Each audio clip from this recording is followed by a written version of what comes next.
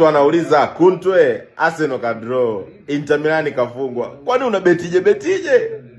Unawekaje mikeka? Unashambuliaje?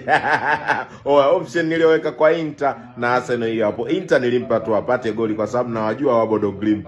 Wamemtandika Man City 3. Walimtandika nani? Nikahisi kuna mtego hapa. Nikasema Inter sio kizembe, lazima apate goli. Tukapiga hiyo hapo. Sehemu nyingine Inter niliweka win, yani Bodo Glimt win 2-0. No, tukala. Kwa hiyo nadhani utakuwa umejifunza kitu. Mikeka yote inapatikana K-Cup. Arsenal pia nilimpatia 2 up, ashinde kwa 2 up. Unaona naongoza. Na kwenye mkeka mwingine kule K-Cup nikaweka over 1.5, niliyaona yote. Piga makofi kwa Old School tu basi. My God is good. Mwanga utazima. Utawaka. Utazima. Utawaka. Pumbavu kanji.